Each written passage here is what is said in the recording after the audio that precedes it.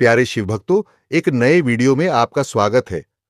पूजा पाठ साधना करते करते एक समय ऐसा आता है जब ईश्वरीय शक्तियां आपके शरीर में प्रवेश करती हैं, या यूं कहें कि आपकी ऊर्जा इतनी ज्यादा बढ़ जाती है कि आप में अनेक शक्तियां जागृत होने लगती हैं। तब आपके शरीर के कुछ अंगों में दर्द होने लगता है। ये दर्द इतना तीव्र नहीं होता कि लेने के बाद भी महसूस होता रहता है। तो दोस्तों, आखिर यह दर्द क्यों होता है, इसका इलाज कैसे करना है और इसके साथ आपके शरीर में क्या बदलाव आते हैं, इसी विषय पर यह वीडियो है। अगर आपके साथ भी ऐसा कुछ घटित हो रहा है तो वीडियो को अंत तक अवश्य देखिए और सभी आध्यात्मिक लोगों तक यह वीडियो अवश्य पहुंचना चाहिए। कमेंट में लिखिए हर हर महादेव, ताकि महादेव की कृपा बनी रहे। दोस्तों, जब कोई आध्यात्मिक व्यक्ति पूजा पाठ करता है, अनेक साधनाएं करता है, तो धीरे धीरे उसमें कुछ असाधारण बदलाव आने लगते हैं। इनमें से एक बदलाव यह भी है कि उस व्यक्ति के शरीर के कुछ अंगों में दर्द होने लगता है। उस व्यक्ति की भक्ति के कारण ईश्वर प्रसन्न होते हैं और उसे भक्ति के फलस्वरूप कुछ शक्तियां प्रदान करते हैं। जब ये शक्तियां उस व्यक्ति के शरीर में प्रवेश करती हैं या उसके शरीर में जागृत होने लगती है, तो उन शक्तियों के साथ शरीर एडजस्ट करने की कोशिश करता है। लेकिन पूरी तरह से उन शक्तियों के साथ एडजस्ट होने के लिए व्यक्ति को थोड़ा समय लगता है। दिव्य शक्तियों के साथ एडजस्ट होने तक शरीर के कुछ अंगों में हल्का हल्का सा दर्द रहता है। अगर आपके साथ भी ऐसा हो रहा है तो डरने की आवश्यकता बिल्कुल भी नहीं है, क्योंकि कुछ समय बाद यह दर्द अपने आप ठीक हो जाता है। तो ऐसे कौन से अंग हैं जिनमें दर्द होता है, आइए जानते हैं। जब एक आध्यात्मिक व्यक्ति का आज्ञा चक्र जागृत होने लगता है, या जब उसके आज्ञा चक्र पर शक्तियां आकर बैठ जाती है, तब व्यक्ति का माथा हल्का हल्का दबने लगता है। ऐसा भी महसूस होता है कि माथे पर कुछ घूम रहा है। जब आपका आज्ञा चक्र जागृत होता है या खुल जाता है, तब आपको भूत, वर्तमान और भविष्य का ज्ञान होने लगता है। आपको अपने स्वयं के साथ साथ दूसरों के भूत, वर्तमान और भविष्य के बारे में भी सटीक ज्ञान प्राप्त होने लगता है। फिर चाहे आपके सामने कोई भी व्यक्ति आ जाए, आपको उस व्यक्ति की परेशानियां तथा उसके कर्मों के विषय में भी सटीक ज्ञान प्राप्त होता है। जब आपकी ऊर्जा का ईश्वर की ऊर्जा से संपर्क स्थापित होता है और ईश्वर की सोच आपके शरीर में प्रवेश करती है, तब आपको ऐसा लगता है कि आपकी गर्दन के ऊपर काफी सारा बोझ है। इसी कारणवश आपकी गर्दन में हल्का हल्का सा दर्द होने लगता है। इससे आपको ज्यादा तकलीफ तो नहीं होती, लेकिन हां, इस दर्द को आप काफी समय तक महसूस कर सकते हैं। जब आपकी आंखों में ईश्वरीय शक्ति प्रवेश करती है तो आपकी दिव्य दृष्टि खुल जाती है। आपको अनेक अदृश्य शक्तियां अपनी खुली आंखों से दिखने लगती हैं। फिर चाहे वे नकारात्मक शक्तियां हों जैसे भूत पिशाच, या सकारात्मक शक्तियां जैसे देवदूत और देवगण।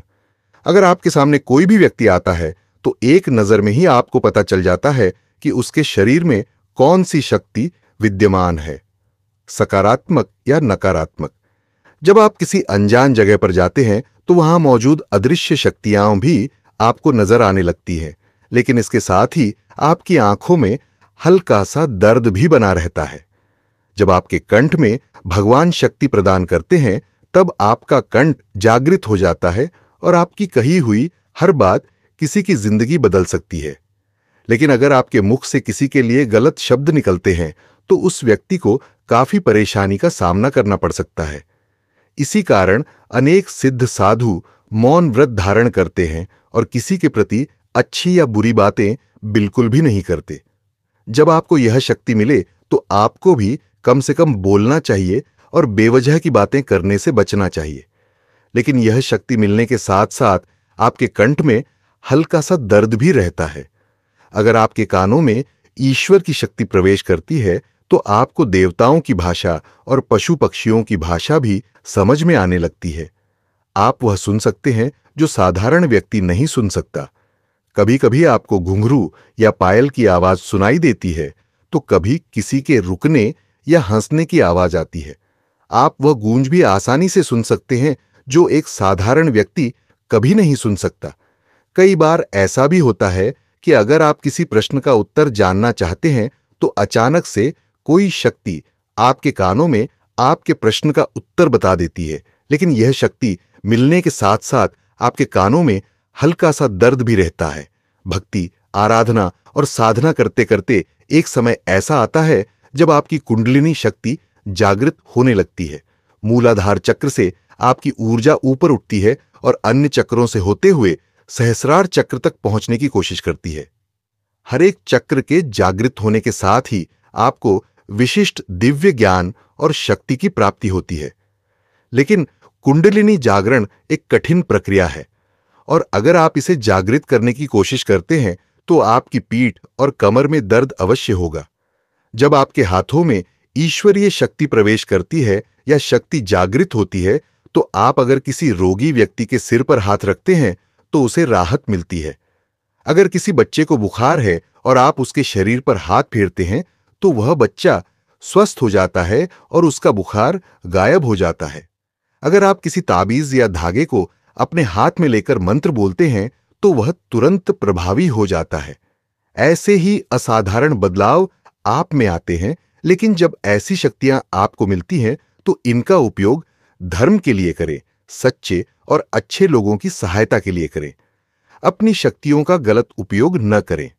इस वीडियो में हमने बताया कि जब शक्तियां आपके शरीर में प्रवेश करती हैं तो शरीर के इन 7 अंगों में दर्द होता है, लेकिन इस दर्द का कोई इलाज नहीं है क्योंकि वक्त के साथ यह अपने आप ठीक हो जाता है।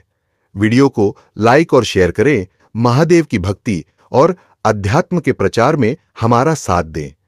हिंदी स्टोरी चैनल को सब्सक्राइब करें। धन्यवाद। हर हर महादेव।